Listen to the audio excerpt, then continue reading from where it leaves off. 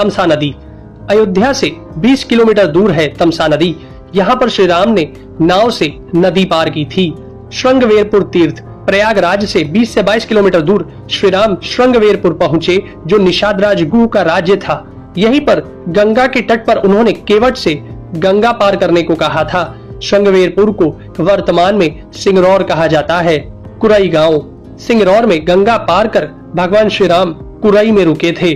प्रयाग, कुरई से आगे चलकर श्री राम अपने भाई लक्ष्मण और पत्नी सहित प्रयाग पहुंचे थे। कुछ साल पहले तक प्रयाग को इलाहाबाद कहा जाता था।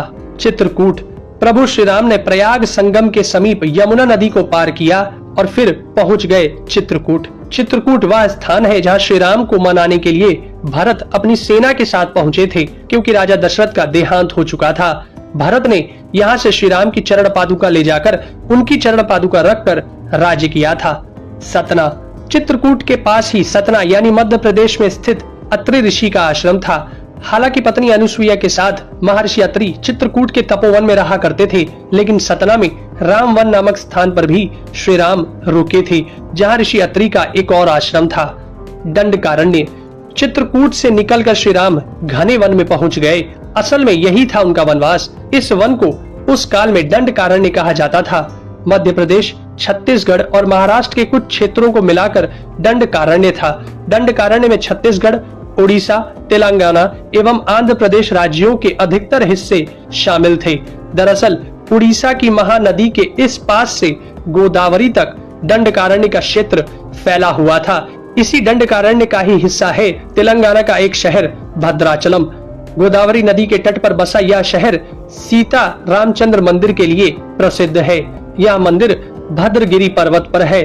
श्री राम ने अपने वनवास के दौरान कुछ दिन इस भद्रगिरी पर्वत पर ही बिताए थे।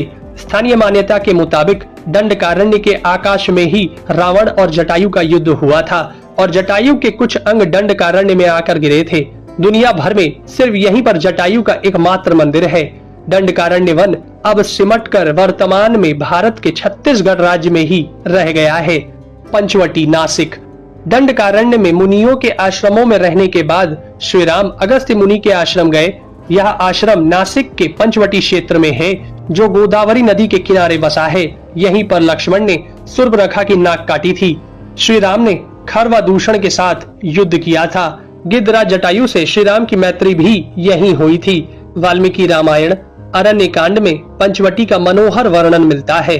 सर्वतीर्थ, नासिक क्षेत्र में ही सूर्पनखा की नाक कटी तथा मारीच और खरवादूषण के वध के बाद ही रावण ने सीता का हरण किया और जटायु का भी वध किया था, जिसकी स्मृति नासिक से 56 किलोमीटर दूर ताकेड़ गांव में सर्वतीर्थ नामक स्थान पर आज भी संरक्षित है। जटायु की मृत्यु सर्वतीर्थ नाम के स्थान पर हुई, जो नासिक जिले से इगतपुरी तहसील के ताकेड़ गांव में मौजूद है। इस स्थान को सर्वतीर्थ इसलिए कहा गया क्योंकि यहीं पर मरणासन्न जटायु ने सीता माता के बारे में बताया। राम जी ने यहाँ जटायु का अंतिम संस्कार करके पिता और जटायु का श्राद्ध तर्पण किया था। पर्णशाला, पर्णशाला तेलंगाना के खम्माम जिले के भद्राचलम में स्थित है।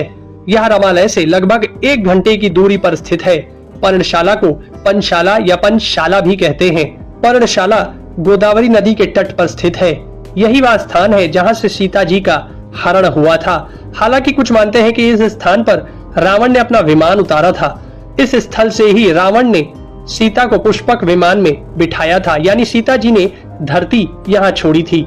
इसी से वास्तविक हरण का स्थल यह माना जाता है।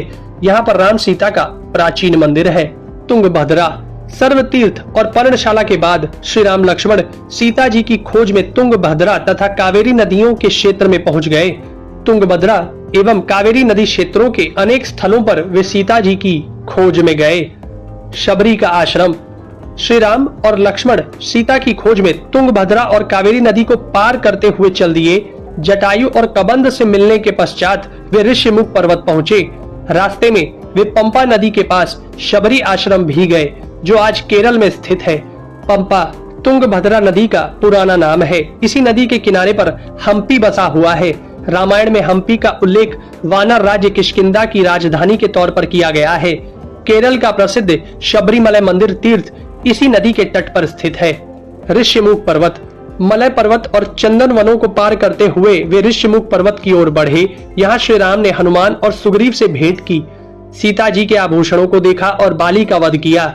ऋषिमुख पर्वत वाल्मीकि रामायण में वर्णित वानरों की राजधानी किष्किंधा के निकट स्थित था। ऋषिमुख पर्वत तथा किष्किंधा नगर कर्नाटक के हम्पी जिला बेल्लारी में स्थित है। पास की पहाड़ी को मतंग पर्वत माना जाता है।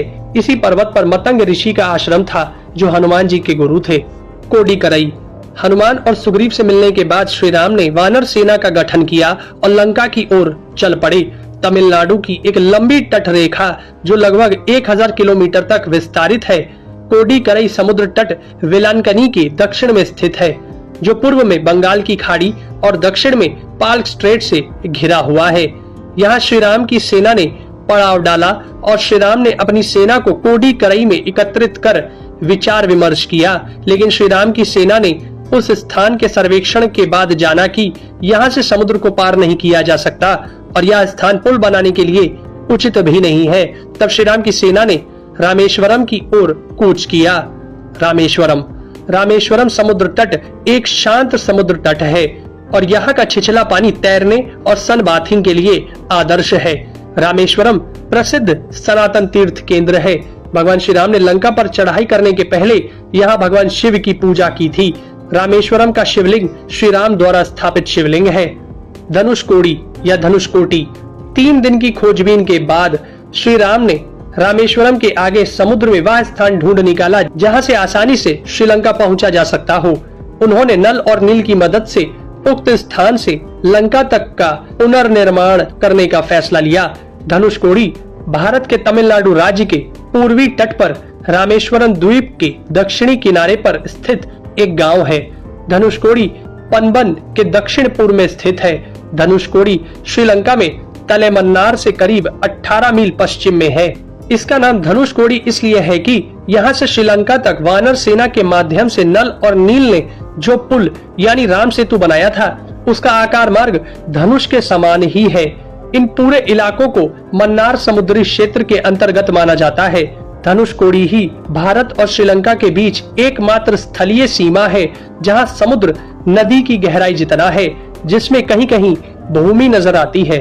नुवारा एलिया पर्वत श्रृंखला। वाल्मीकि रामायण के अनुसार श्रीलंका के मध्य में रावण का महल था।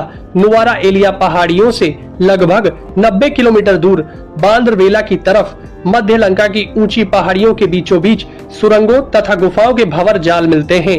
यहाँ ऐसे कई पुरातात्विक अवशेष मिलते हैं जिनकी कार्बन डेंटिंग से इनका काल निकाला गया है। श्रीलंका में नुवारा एलिया पहाड़ियों के आसपास स्थित रावण फॉल, रावण गुफाएं, अशोक वाटिका, खंडहर हो चुके विभीषण के महल आदि की पुरातात्विक जांच से इनके रामायण काल के होने की पुष्टि होती है। आजकल भी इन स्थानों की भौगोलिक विशेषताएं, जीव, वनस्पति तथा स्मारक आदि बिल्कुल वैसे ही हैं जैसे कि रामायण में वर्णित किए गए हैं। दोस्तों, ये सब जानने के बाद भी कुछ लोग तर्क दे ही देंगे कि प्रभु श्री राम काल्पनिक। सत्यविजय न्यूज चॅनल संपादक मल्लय्या स्वामी या चॅनलला लाईक करा, शेअर करा, सबस्क्राईब करा